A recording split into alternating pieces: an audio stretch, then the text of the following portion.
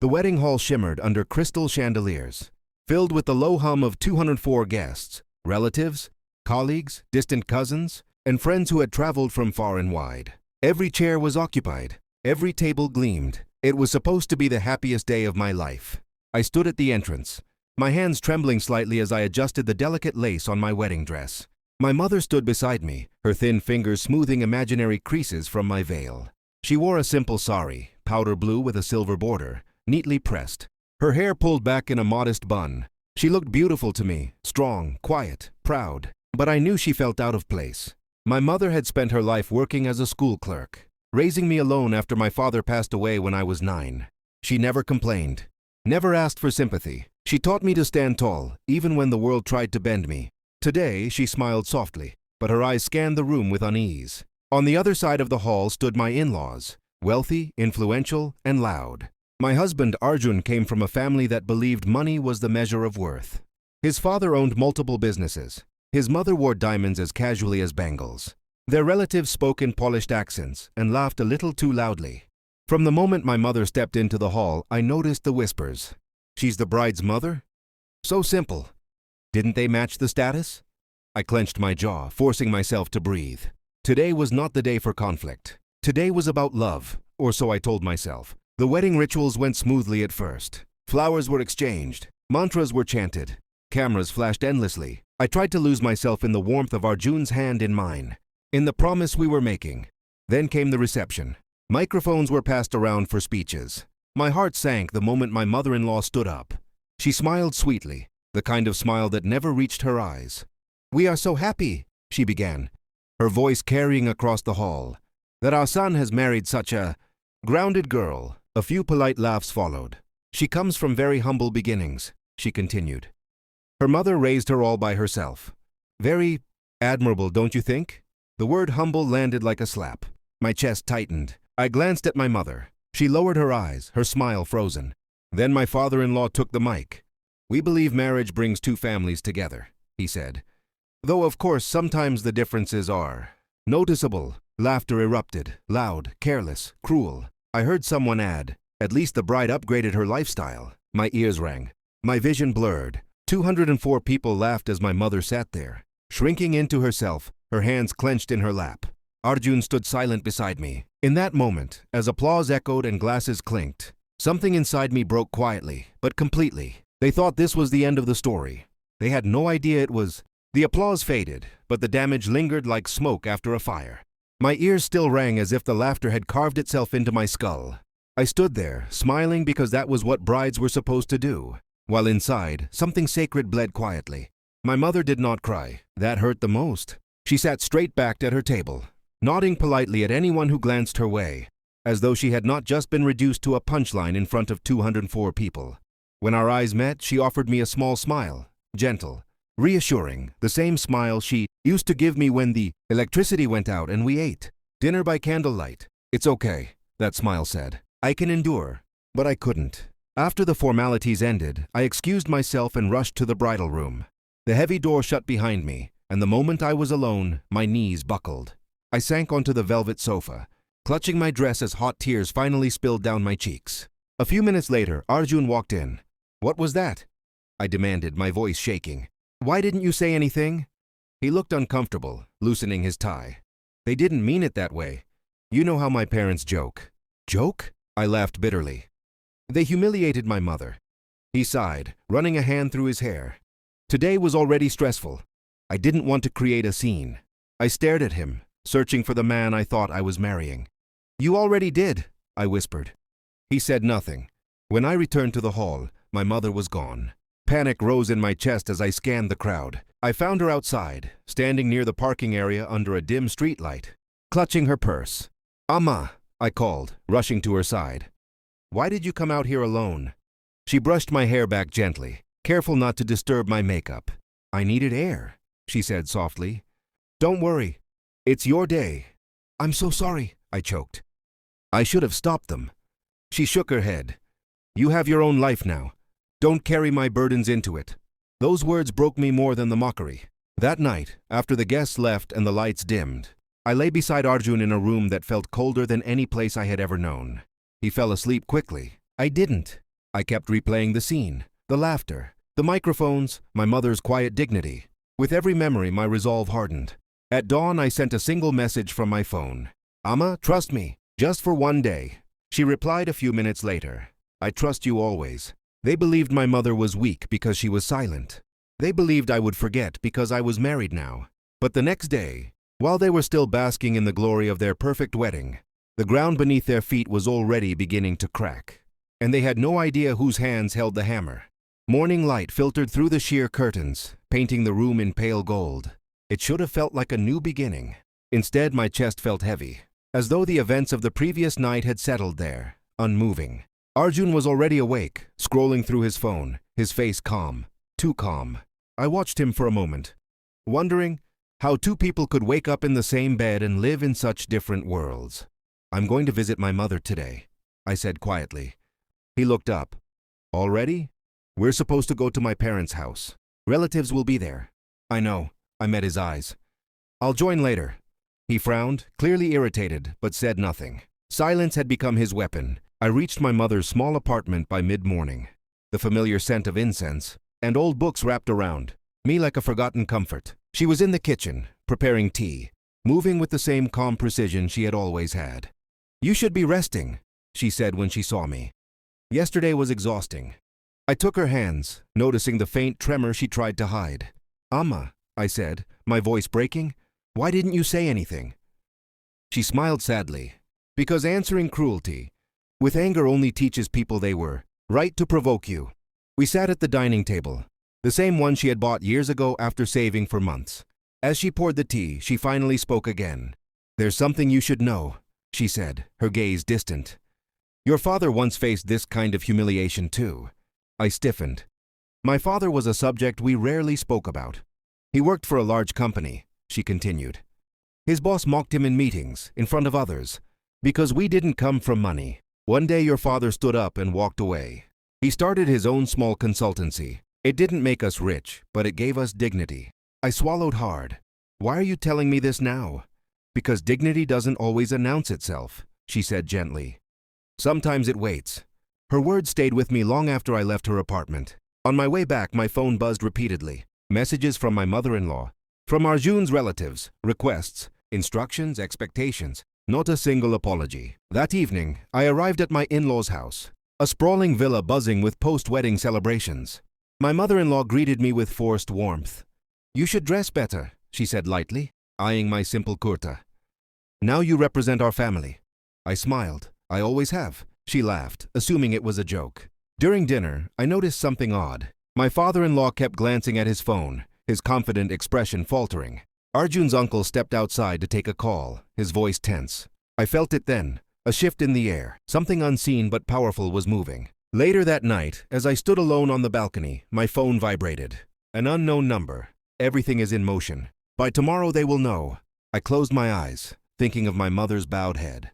The next morning at my in-laws' house began with an unusual silence. The villa, usually alive with servants' footsteps and constant chatter, felt tense, as if the walls themselves were listening. I sat at the breakfast table, stirring my tea slowly. Across from me, my mother-in-law whispered urgently into her phone, her diamond rings flashing as her hands shook slightly. My father-in-law paced near the window, checking the driveway every few minutes. Something was wrong. Arjun walked in, rubbing sleep from his eyes. "What's happening?" he asked. No one answered him. A servant hurried in and spoke quietly to my father-in-law. The color drained from his face. "What do you mean the meeting is cancelled?" he snapped. "Without explanation?" The servant nodded nervously and retreated.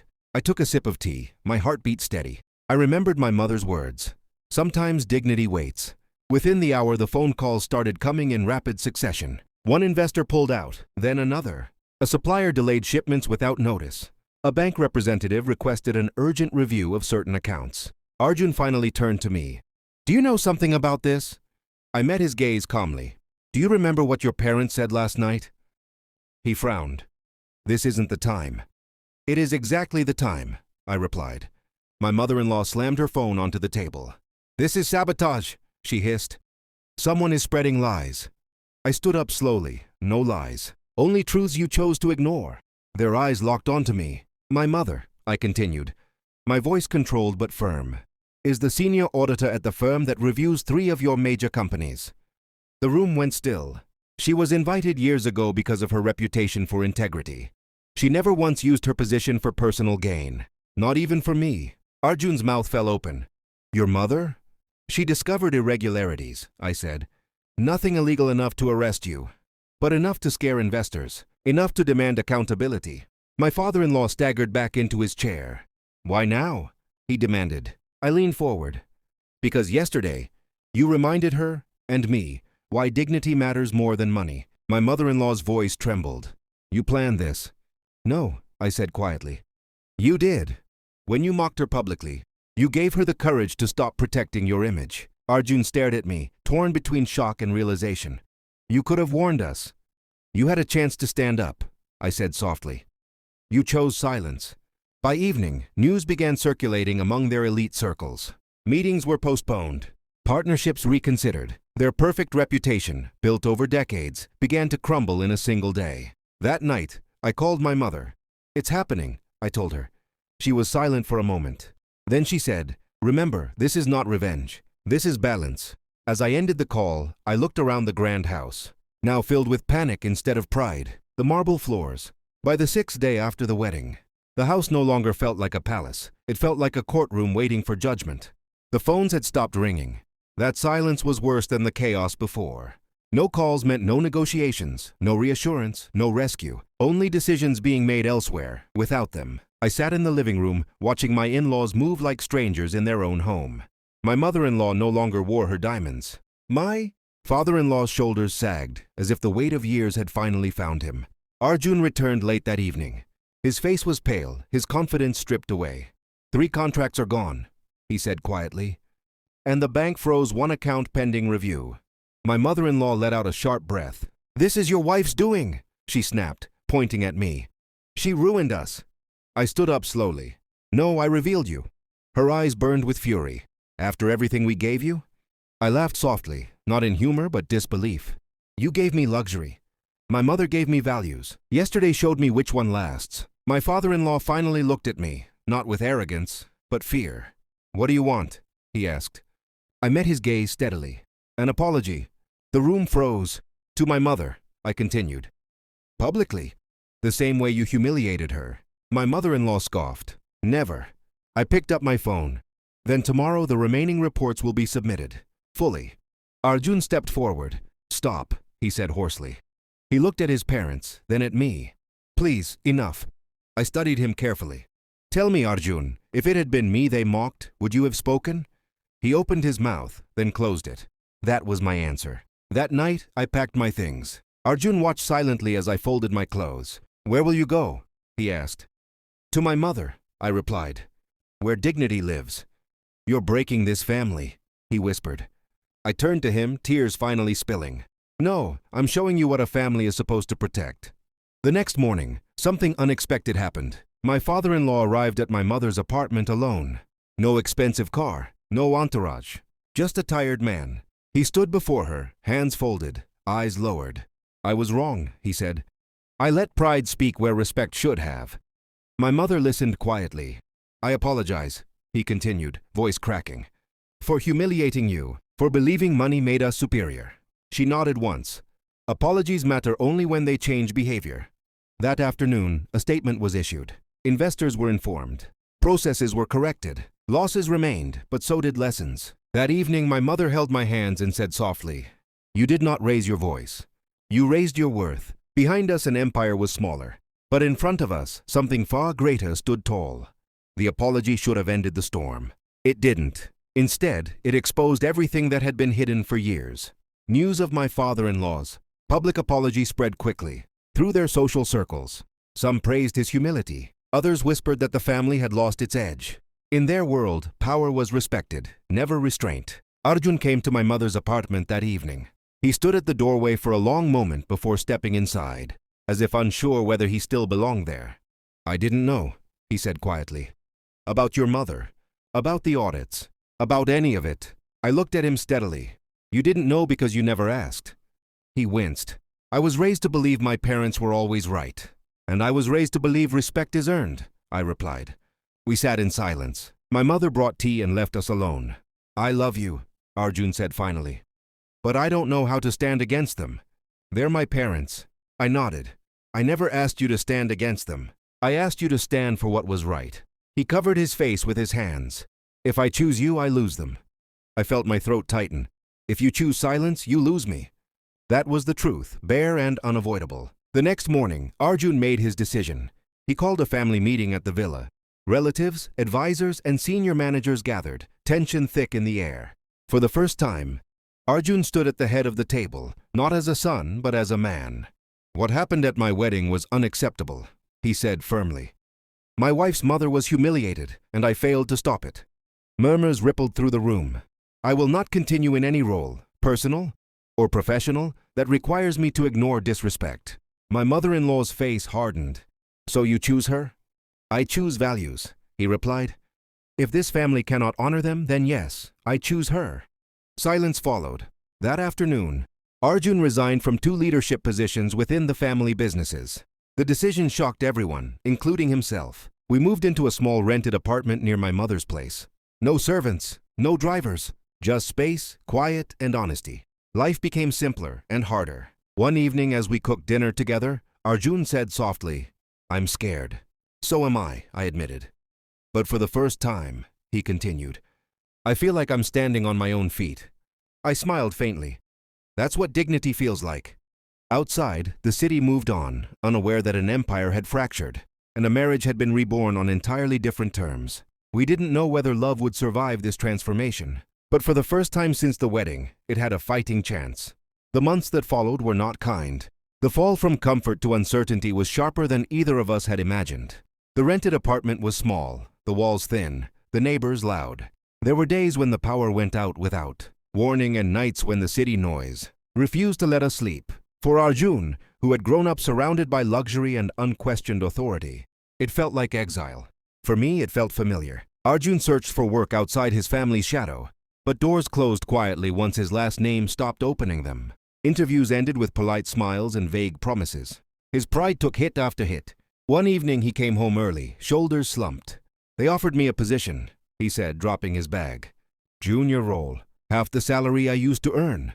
I took his hand. "Did you accept?" He nodded. "I had to." That night he sat on the balcony long after dinner, staring at the city lights. "I used to think power meant control," he said. "Now I realize it meant dependency." My mother visited often, bringing homemade food and gentle encouragement. She never said "I told you so." She never reminded Arjun of the humiliation. Her quiet acceptance became his strongest lesson. Slowly, something shifted. Arjun began to work harder than anyone else in his office. Without privilege to shield him, he learned discipline. Without influence to protect him, he learned humility. His colleagues noticed. His manager did too. Meanwhile, my in-laws struggled to regain their footing. Investors demanded transparency. Social invitations dwindled. Their world, once built on image, now demanded substance. One afternoon I received a message from my mother-in-law. "People are asking about you, about us." I stared at the screen, then replied simply, "Respect answers questions better than explanations." She never responded. Months later, Arjun came home smiling, really smiling, for the first time in a long while. "I got promoted," he said. "They said I earned it." I hugged him tightly, tears stinging my eyes. That night, as we shared dinner with my mother, she looked at Arjun and said gently, "Loss teaches what comfort never can." He nodded, his voice thick. "I understand that now." The cost of standing tall had been heavy: comfort, security, pride. But in its place, we had gained something rarer: freedom. And somewhere in the distance, the people who once laughed at a quiet woman in a blue sari were learning that dignity, once awakened, does not bow again. Time has a way of revealing truths no confrontation ever can. A year after our wedding, life looked very different. The small apartment had begun to feel like home. The walls carried laughter now, not tension. Arjun left for work every morning with purpose instead of privilege. And I returned from my own job knowing exactly what my effort was worth. Then one afternoon my phone rang. It was my father-in-law. For a long moment I stared at the screen before answering. "We need to talk," he said, his voice subdued. Gone was the commanding tone that once filled boardrooms. "I'm listening," I replied. He asked if we could meet, neutral ground, a cafe, no titles, no power. When Arjun and I arrived, my in-laws were already seated. They looked older, smaller, Time and consequence had stripped away their armor. We made mistakes, my father-in-law began. Big ones. My mother-in-law kept her eyes lowered.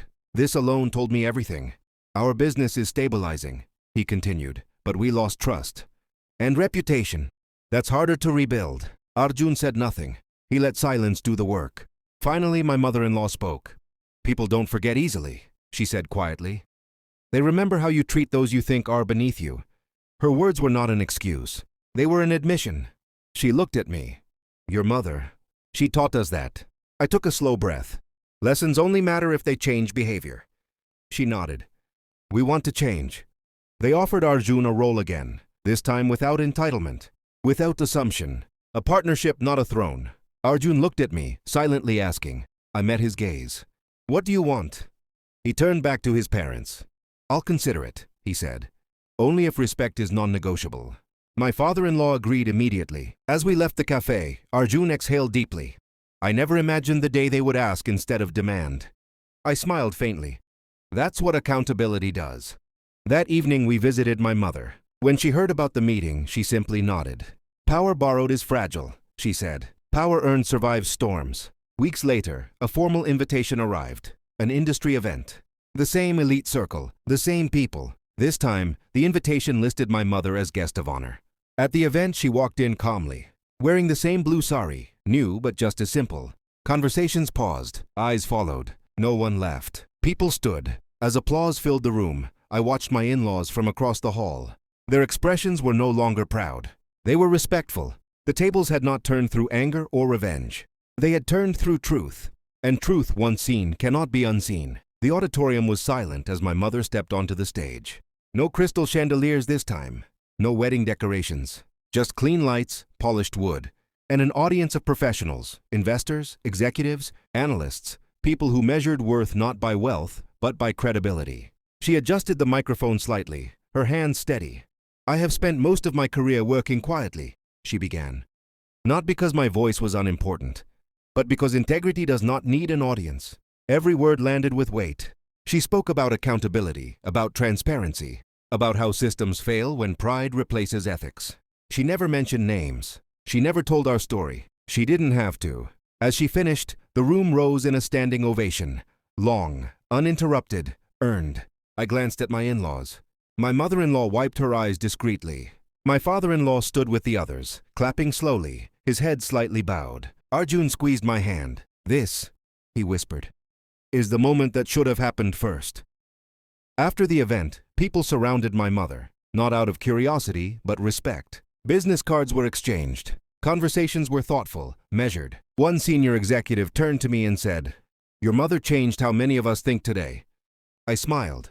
She's been doing that quietly for years. Later that night, the four of us sat together for dinner. No tension, no hierarchy, just people. "I owe you an apology," my mother-in-law said, looking directly at my mother. Not just for that day, but for who I was before it. My mother nodded gently. Growth is apology enough if it's real. Arjun's father added, "Our collapse taught us humility. Your strength taught us respect." I watched them thinking of that wedding night. 204 people. Careless laughter, my mother's lowered eyes. Now those same circles spoke her name with reverence. On the drive home, Arjun said softly, "Do you think they truly changed?" I looked out at the city lights. Change isn't a moment. It's a pattern. When we reached home, my mother held my hands and said, "Promise me something, anything. Never let success make you forget where dignity comes from." I hugged her tightly. "I never will." Some applause is loud but empty. Some is quiet but eternal. This one, this applause, echoed far beyond the walls of any hall. It echoed in the way we lived from that day forward. Years passed, quietly but purposefully. The chaos that once defined our lives became a distant memory, like thunder heard long after the storm has moved on. Arjun rebuilt his career with steady patience, not rushing toward power, but earning trust step by step. When he eventually returned to his family business, it was not as an heir, but as a professional whose voice carried weight because it was honest. Our marriage, once shaken to its core, had been reforged. Not perfect, not effortless, but real. And my mother, she continued as she always had, working, teaching, standing firm without standing loud. Invitations came from universities, panels, even government advisory boards. She accepted some, declined others. Recognition never changed her rhythm. One afternoon we attended a large corporate summit. 200 people filled the hall. As we took our seats, a murmur rippled through the crowd. I followed the direction of their gaze and felt my breath catch. A woman stood near the entrance, nervous, adjusting the edge of her shawl. She wore a plain sari. Her hands were clasped tightly, her eyes scanning the room, unsure. My mother-in-law noticed her too. For a moment she froze. Then she did something that surprised everyone, including me. She walked toward the woman, took her arm gently, and led her to the front row. "This is my guest," she announced calmly. "Please make space." The woman looked stunned. So did the crowd. I saw it then. Not performance, not image. Change. Later, as my mother prepared to speak on stage once more, I watched my in-laws from across the hall. Their posture was different now, quieter, grounded. Arjun leaned toward me. "Do you ever think about that wedding day?" I nodded. "Not with anger." "Me neither," he said softly. With clarity. When my mother finished her speech, the applause filled the room again. Strong, respectful, earned. I closed my eyes briefly, remembering the laughter that once cut so deep. The next day, as headlines praised integrity and reform, I realized something powerful. Their world hadn't collapsed because they lost money. It collapsed because they were forced to rebuild it on truth.